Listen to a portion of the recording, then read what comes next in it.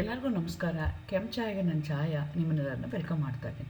ನಾನು ಒಂದು ಕಾಲೇಜಲ್ಲಿ ಕೆಮಿಸ್ಟ್ರಿ ಪ್ರೊಫೆಸರ್ ಆಗಿ ವರ್ಕ್ ಮಾಡ್ತಾ ಇದ್ದೀನಿ. ನನ್ನ ಇಂಟೆನ್ಷನ್ ಈ ಚಾನಲ್ನ ಸ್ಟಾರ್ಟ್ ಮಾಡೋಕ್ಕೆ ಅಂದರೆ ಸಾಧ್ಯ ಆದಷ್ಟು ಕೆಮಿಸ್ಟ್ರಿ ರಿಲೇಟೆಡ್ ಟಾಪಿಕ್ನ ಸಿಂಪಲಾಗಿ ಕನ್ನಡ ಹೇಳುವಂಥ ಪ್ರಯತ್ನ ಮಾಡ್ತಿದ್ದೀನಿ. ಕೆಮಿಸ್ಟ್ರಿ ಇಷ್ಟ ಇಲ್ಲದರೂ ಕೆಮಿಸ್ಟ್ರಿ ಕಡೆಗೆ ಸೆಳೆಯುವಂಥ ಪ್ರಯತ್ನ ನನ್ನ ಚಾನಲಲ್ಲಿ ಮಾಡ್ತಾಯಿದ್ದೀನಿ. ಪರ್ಟಿಕ್ಯುಲರ್ಲಿ ರೂರಲ್ ಹುಡುಗರಿಗೆ, ಕನ್ನಡ ಮೀಡಿಯಂ ಹುಡುಗರಿಗೆ ಹೆಲ್ಪ್ ಆಗಲಿ ಅಂತ ಕೆಮಿಸ್ಟ್ರಿನ ಕನ್ನಡದಲ್ಲಿ ಹೇಳುವಂಥ ಪ್ರಯತ್ನ ನಾನು ಮಾಡ್ತಾಯಿದ್ದೀನಿ. ನೀವೇನಾದರೂ ರಾಣಿ ಚೆನ್ನಮ್ಮ ಯೂನಿವರ್ಸಿಟಿನಲ್ಲಿ ಓದ್ತಾ ಇದ್ದೀರಾ, ಕೆಮಿಸ್ಟ್ರಿನ ಒನ್ ಆಫ್ ದಿ ಮೇಜರ್ ಸಬ್ಜೆಕ್ಟಾಗಿ ತೊಗೊಂಡಿದ್ದೀರಾ, DSc ಆಗಿ ತೊಗೊಂಡಿದ್ದೀರಾ, ಸೆಕೆಂಡ್ ಸೆಮ್ಮಲ್ಲಿ ಇದ್ದೀರಾ ಅಂತಂದರೆ ಅಲ್ಲಿ 4 ಯೂನಿಟ್ ಬರುತ್ತೆ ಕೆಮಿಸ್ಟ್ರಿನಲ್ಲಿ. ಅದರಲ್ಲಿ ಒಂದು ಯೂನಿಟ್ ಯಾವುದು ಅಂದರೆ ಕೆಮಿಕಲ್ ಬಾಂಡಿಂಗು. ಆ ಕೆಮಿಕಲ್ ಬಾಂಡಿಂಗಲ್ಲಿ ಅಯಾನಿಕ್ ಬಾಂಡಿಂಗ್ ಇದೆ ಮತ್ತು ಕೋವೆಲೆಂಟ್ ಬಾಂಡಿಂಗ್ ಇದೆ. ಕೋವೆಲೆಂಟ್ ಬಾಂಡಿಂಗಲ್ಲೂ ನಿಮಗೆ ಬೇರೆ ಬೇರೆ ಥೀರಿಗಳು ಬರುತ್ತೆ. ಅದರಲ್ಲಿ ಒಂದು ಥೀರಿ ಯಾವುದು ಅಂದರೆ ವೇಲೆನ್ಸ್ ಬಾಂಡ್ ಥೀರಿ ಅಂತ. ಆ ವೇಲೆನ್ಸ್ ಬಾಂಡ್ ಥೀರಿ ಏನು ಮಾಡುತ್ತೆ ಅಂತಂದರೆ, in order to explain the geometry or shape of the molecules which are involve in chemical ಬಾಂಡಿಂಗಲ್ಲಿ ಅದನ್ನು ಎಕ್ಸ್ಪ್ಲೇನ್ ಮಾಡೋದಕ್ಕೆ ಒಂದು ಥೀರಿನ ತೊಗೊಳ್ತು. ಆ ಥೀರಿಗೆ ನಾವೇನಂತ ಕರಿತೀವಿ, ವೇಲೆನ್ಸ್ ಬಾಂಡ್ ಥೀರಿ ಅಂತ ಹೇಳ್ತೀವಿ. ಆ ವೇಲೆನ್ಸ್ ಬಾಂಡ್ ಥೀರಿ ಒಂದು ಕಾನ್ಸೆಪ್ಟನ್ನ ತೊಗೊಳ್ತು. ಆ ಕಾನ್ಸೆಪ್ಟ್ ಯಾವುದು ಅಂದರೆ hybridization. So depending upon the nature of the hybridization involved in a given molecule, ಯಾವುದೊಂದು ಆರ್ಗ್ಯಾನಿಕ್ ಕಾಂಪೌಂಡಲ್ಲಿ ಯಾವ ಥರ ಹೈಬ್ರಿಡೈಸೇಷನ್ ಇದೆ ಅನ್ನೋದ್ರ ಮೇಲೆ ಯಾವುದು ಶೇಪ್ ಆಫ್ ದಿ ಮಾಲಿಕ್ಯೂಲ್ ಯಾವ ಥರ ಆಗಿದೆ, 3 ಡೈಮೆನ್ಷನ್ ಅದು ಯಾವ ರೀತಿ ಕಾಣಿಸುತ್ತೆ, ಅದು ಯಾವ ರೀತಿ ಹೈಬ್ರಿಡ್ ಆಗಿದೆ, ಯಾವುದು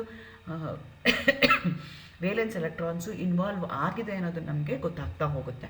ಸೊ ಆ ಸೀರೀಸಲ್ಲಿ ನಾನು ಎಲ್ಲ ಎಕ್ಸಾಂಪಲ್ ತೊಗೊಂಡು SP ಆಗಿರ್ಬೋದು, SP2 ಆಗಿರ್ಬೋದು, SP3 ಆಗಿರ್ಬೋದು, SP3D ಆಗಿರ್ಬೋದು, SP3D2 ಆಗಿರ್ಬೋದು, ಇದನ್ನೆಲ್ಲನೂ ಮಾಡಿದ್ದೀನಿ. ಅದನ್ನೆಲ್ಲ ಸೇರಿಸಿ ಜಿಸ್ಟ್ ಥರ ಒಂದು ವಿಡಿಯೋ ಮಾಡೋಣ ಅಂಥೇಳಿ ಈ ವಿಡಿಯೋ ಮಾಡ್ತಾಯಿದ್ದೀನಿ. ಹೈಬ್ರಿಡೈಸೇಷನ್ ಮತ್ತು ಶೇಪು ಮತ್ತು ಬಾಂಡ್ ಆ್ಯಂಗಲ್ಲು ಯಾವ ರೀತಿ ರಿಲೇಟ್ ಆಗಿದೆ ಅನ್ನೋದನ್ನು ನಾನಿಲ್ಲಿ ಈ ವಿಡಿಯೋದಲ್ಲಿ ಎಕ್ಸ್ಪ್ಲೈನ್ ಮಾಡೋಣ ಅಂತ ಅಂದ್ಕೊಳ್ತಾ ಇದ್ದೀನಿ. Again welcome to Kenchaya. ನನ್ನ ಚಾನಲ್ನ ಸಬ್ಸ್ಕ್ರೈಬ್ ಮಾಡಿ, ಶೇರ್ ಮಾಡಿ, ಈಸಿ ಆಗುತ್ತೆ. ಸೊ ನಿಮ್ಗೆ ಗೊತ್ತು, according to valence bond theory ಯಾವ್ಯಾವ geometry of the molecule can be easily decided based on the hybridisation based on valence bond theory. Valence bond theory ಏನು ಹೇಳುತ್ತೆ, ನಮ್ಮದು ಮಾಲಿಕ್ಯೂಲ್ದು ಶೇಪ್ ಏನಿದೆ, ಜಾಮಿಟ್ರಿ ಏನಿದೆ ಅಂತ ಹೇಳುತ್ತೆ based on hybridization. For example SP ಇತ್ತು ಅಂತ ಇಟ್ಕೊಳ್ಳೋಣ. SP ಹೈಬ್ರಿಡೈಸೇಷನ್ ಆಗಿತ್ತು ಅಂದರೆ ಲೀನಿಯರ್ ಆಗುತ್ತೆ ಮಾಲಿಕ್ಯೂಲು. ಬಾಂಡ್ ಆ್ಯಂಗಲ್ ಎಷ್ಟಿರುತ್ತೆ ಅಂದರೆ 180 ಡಿಗ್ರೀಸ್ ಇರುತ್ತೆ. SP2 ಆದರೆ ಟ್ರಯಾಂಗ್ಯುಲರ್ ಇರುತ್ತೆ, ಬಾಂಡ್ ಆ್ಯಂಗಲ್ ಎಷ್ಟಿರುತ್ತೆ 120 ಇರುತ್ತೆ. SP3 ಇತ್ತು ಅಂದರೆ ಟೆಟ್ರಾಹಿಡ್ರಲ್ ಆಗುತ್ತೆ, 109.28 ಮಿನಿಟ್ಸ್ ಅಂತ ಹೇಳ್ತೀವಿ, ಅಥವಾ 109.5 ಅಂತ ಬೇಕಾದ್ರೂ ಹೇಳ್ಬೋದು. ನೆಕ್ಸ್ಟ್ SP3D ಇತ್ತು ಅಂತ ಇಟ್ಕೊಂಡ ಟ್ರೈಗೋನಲ್ ಬೈಪಿರಮಿಡಲ್ ಅಂತ ಹೇಳ್ತೀವಿ. ಅದು 2 ಇರೋದಕ್ಕೋಸ್ಕರ 90 ಇರುತ್ತೆ, ಇನ್ನೊಂದು ಕಡೆ ಇನ್ನು 2 120 ಡಿಗ್ರಿ ಇರುತ್ತೆ. SP3D2 ಅಂದರೆ ಆಕ್ಟಾಹಿಡ್ರಲ್ ಇರುತ್ತೆ, 90 ಡಿಗ್ರೀಸ್ ಇರುತ್ತೆ. ಸೊ ನಿಮ್ಮ ಸಿಲೆಬಸ್ಗೆ ಇಷ್ಟು ಹೈಬ್ರಿಡೈಸೇಷನ್ ಇದೆ: SP, SP2, SP3, SP3D, SP3D2.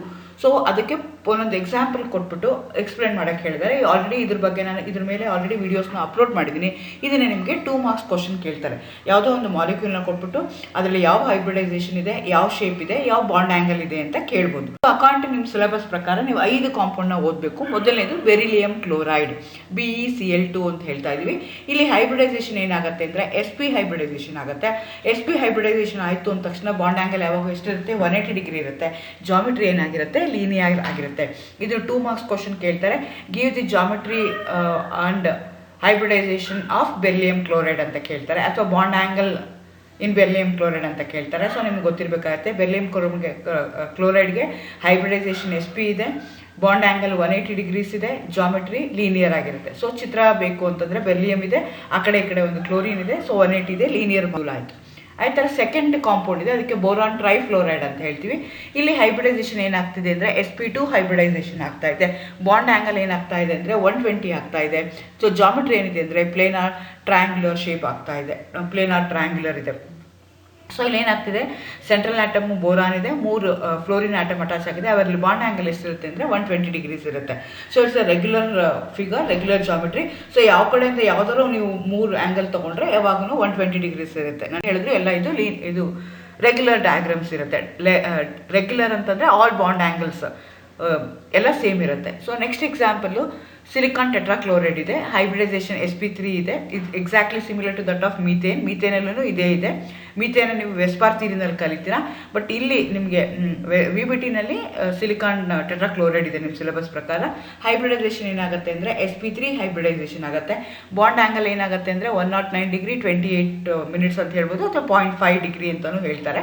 Geometry ಏನಾಗುತ್ತೆ ಅಂದರೆ ಟೆಟ್ರಾಹೀಡ್ರಲ್.